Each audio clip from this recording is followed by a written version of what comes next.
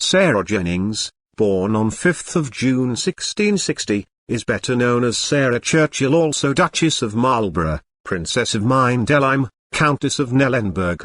She is known in history as an English courtier who rose to be one of the most influential women of her time through her close friendship with Anne, Queen of Great Britain. Sarah's friendship and influence with Princess Anne were widely known, and leading public figures often turned their attentions to her, hoping for favour from Anne. By the time Anne became queen, Sarah's knowledge of government and intimacy with the Queen had made her a powerful friend and a dangerous enemy.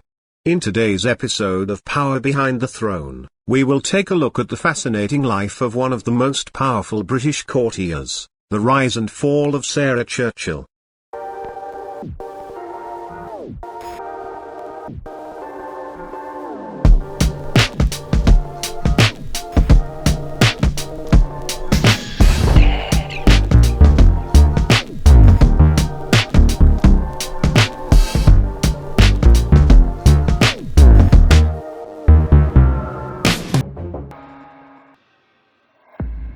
Her father, Richard Jennings, was a member of the Parliament, where he met James, Duke of York and future King James II, who immediately liked him and his family.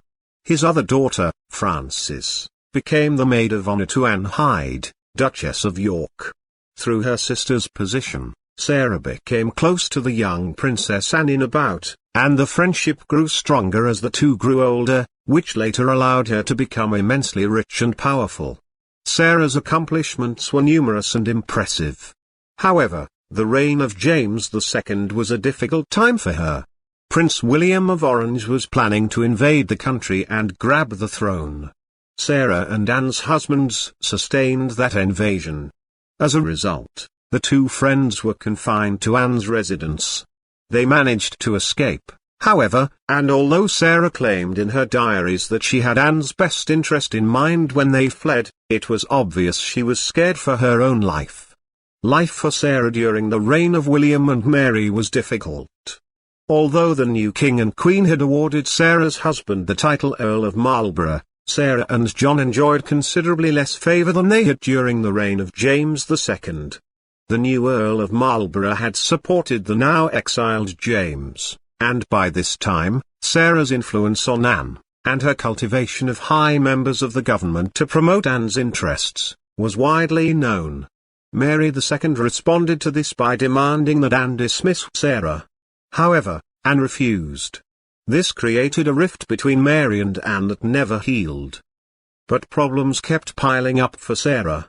In 1689, Anne's supporters, including the Marlboroughs and the Duke of Somerset, demanded that she be granted a parliamentary annuity of £50,000, a sum that would end her dependence on William and Mary. Sarah was seen as the driving force behind this bill, creating further ill feeling towards her at court. With some hardships, in the end Anne eventually received the grant from Parliament and felt she owed this to Sarah's efforts. Sarah's success as a leader of the opposition only intensified the Queen's animosity towards the Marlboroughs. Although she could not dismiss Sarah from Anne's service, Mary responded by evicting Sarah from her court lodgings at the Palace of Whitehall. Anne responded by leaving the court with Sarah. Anne continued to defy the Queen's demand for Sarah's dismissal, even though an incriminating document signed by the Earl of Marlborough supporting the recently exiled James II and his supporters had been discovered. This document is likely to have been forged, but the Earl was imprisoned in the Tower of London, and the loneliness Sarah suffered during these events drew her and Anne closer than ever. Following the death of Mary II from smallpox in 1694, William III restored Anne's honours, as she was now next in line to the throne, and provided her with apartments at St. James's Palace. He also restored the Earl of Marlborough to all his offices and honours and exonerated him from any past accusations. However, fearing Sarah's powerful influence, William kept Anne out of government affairs, even though she was the next in line. In 1702, William III died, and Anne became queen. Anne immediately offered John Churchill, Sarah's husband, a dukedom, which Sarah initially refused, Since she was concerned that a dukedom would strain the family's finances, a ducal family at the time was expected to show off its rank through lavish entertainments. Anne countered by offering the Marlboroughs a pension of £5,000 a year for life from Parliament, as well as an extra £2,000 a year from the Privy Purse, and they accepted the dukedom. Sarah was made Mistress of the Robes, the highest office in the royal court that could be held by a woman, Groom of the Stole, Keeper of the Privy Purse, and Ranger of Windsor Great Park. She was the first of only 2 women never to be Keeper of the Privy Purse and the only woman ever to be Ranger of Windsor Great Park. As Keeper of the Privy Purse, she was replaced by the only other woman to hold the position, her cousin and rival Abigail Masham, Baroness Masham. During much of Anne's reign, the Duke of Marlborough was abroad fighting the War of the Spanish Succession, while Sarah remained in England. Despite being the most powerful woman in England besides the Queen, she appeared at court only rarely, preferring to oversee the construction of her new estate, Woodstock Manor, a gift from Queen Anne after the Duke's victory at the Battle of Blenheim. But just because Sarah didn't spend too much time in the court doesn't mean she wasn't aware what's happening there. Anne sent her news of political developments in letters and consulted Sarah's advice in most matters. Effectively a business manager, Sarah had control over the Queen's position, from her finances to people admitted to the royal presence. Anne, however, expected kindness and compassion from her closest friend. Sarah was not forthcoming in this regard and frequently overpowered and dominated Anne.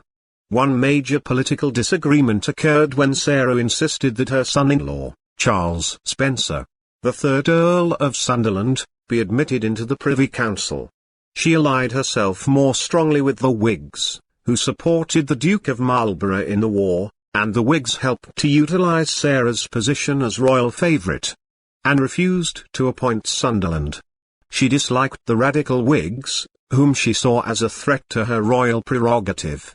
Sarah used her close friendship with the Earl of Godolphin, whom Anne trusted, to eventually secure such appointments, but continued to lobby Anne herself. She sent Whig reading materials to Anne in an attempt to win her over to her own preferred political party. Which was the beginning of the end. In 1704, Anne confided to Lord Godolphin that she did not think she and Sarah could ever be true friends again. Sarah's frankness and indifference for rank, so admired by Anne earlier in their friendship, was now seen to be intrusive. She had a powerful intimacy with the 2 most powerful men in the country, Marlborough and Godolphin. Sarah, although a woman in a man's world of national and international politics, was always ready to give her advice, express her opinions, antagonize with outspoken censure, and insist on having her say on every possible occasion. However, she had a charm and vivaciousness which was admired by many, and she could easily delight those she met with her wit.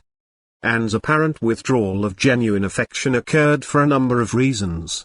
She was frustrated by Sarah's long absences from court, and despite numerous letters from Anne to Sarah on this subject, Sarah rarely attended.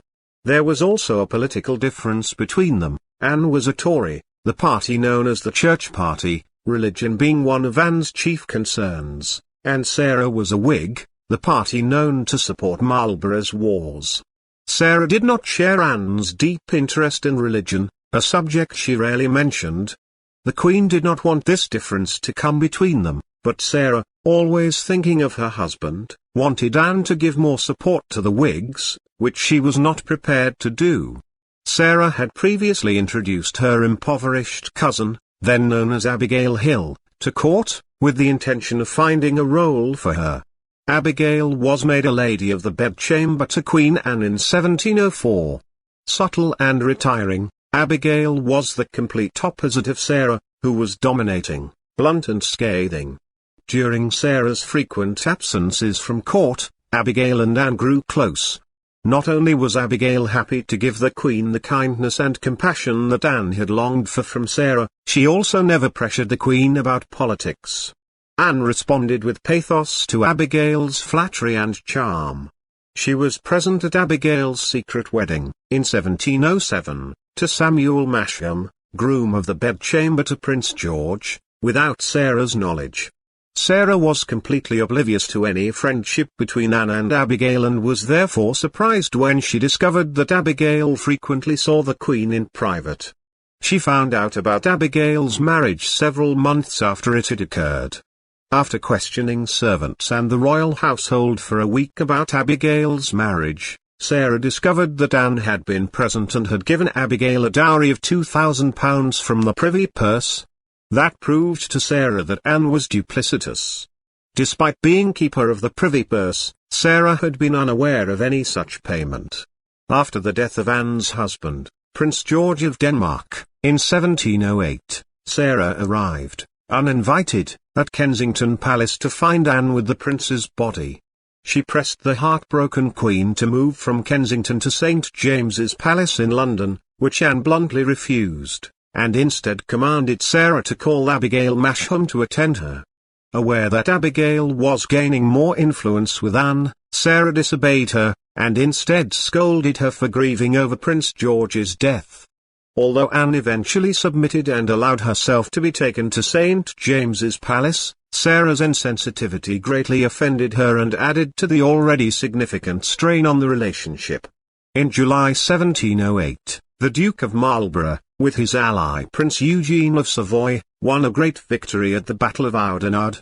On the way to the Thanksgiving service at St. Paul's Cathedral, Sarah engaged in a furious argument with Anne about the jewels Anne wore to the service, and showed her a letter from the Duke of Marlborough which expressed hope that the Queen would make good political use of the victory.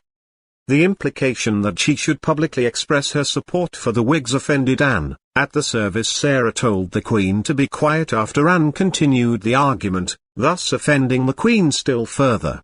Anne's next letter to Sarah was an exercise in chilling hostility, referring sarcastically to the command Sarah had given her to be silent. As a result, Sarah, who rarely admitted that she was in the wrong, for once realized that she had gone too far and apologized for her rudeness, but her apology had little effect. Anne wrote to Marlborough, encouraging him not to let her rift with Sarah become public knowledge, but he could not prevent his wife's indiscretion. Sarah continued vehemently supporting the Whigs in writing and speaking to Anne, with the support of Godolphin and the other Whig ministers. The news of the public's support for the Whigs reached Marlborough in letters from Sarah and Godolphin, which influenced his political advice to the Queen. Anne, already in ill health, felt used and harassed, was desperate for escape. She found comfort in Abigail Masham. This whole situation and the tension between the two women lingered on until early in 1711. This year was to see the end of their relationship for good. Sarah had always been jealous of Anne's affection for Abigail Masham, after she learned of it. Together with the Duke of Marlborough and most of the Whig party, she had tried to force Anne to dismiss Abigail. All these attempts failed, even when Anne was threatened with an official parliamentary demand from the Whigs, who were suspicious of Abigail's Tory influence with Anne. The whole scenario echoed Anne's refusal to give up Sarah during the reign of William and Mary. Anne was ultimately triumphant. The passion she showed for Abigail, and the stubborn refusal to dismiss her, angered Sarah to the point that she implied that a lesbian affair was taking place between the two women. During the mourning period for Anne's husband, Sarah was the only one who refused to wear suitable mourning clothes. This gave the impression that she did not consider Anne's grief over his death to be genuine. Eventually, because of the mass support for peace in the War of the Spanish Succession, Anne decided she no longer needed the Duke of Marlborough and took the opportunity to dismiss him. Sarah's last attempt to re-establish her friendship with Anne came in 1710, when they had their final meeting. An account written by Sarah shortly afterwards shows that she pleaded to be given an explanation of why their friendship was at an end, but Anne was unmoved. Sarah was so appalled by the Queen's inhuman conduct that she was reduced to tears, and, most unusually for a woman who rarely spoke of religion, ended by threatening the Queen with the judgment of God. Anne replied that God's judgment on her concerned herself only, but later admitted that this was the one remark from Sarah which hurt her deeply. Anne later told the Duke of Marlborough that Sarah was to resign immediately and return her gold key, the symbol of her authority within the royal household, within 2 days. When told the news, Sarah, in a fit of pride, told Marlborough to return the key to the Queen immediately. In January 1711, Sarah lost the offices of Mistress of the Robes and Groom of the Stole and was replaced by Elizabeth Seymour, Duchess of Somerset. Abigail was made Keeper of the Privy Purse. Years of trying the Queen's patience had finally resulted in her dismissal. And this is how one of the most influential figures fell out of grace. Make sure to subscribe, so you'll never miss a new episode. Which reminds me, in the next episode of Power Behind the Throne, we will take a look at the interesting life of Diane de Poitiers, the mistress who became a royal advisor and the only woman who defied Catherine de' Medici. See you next time.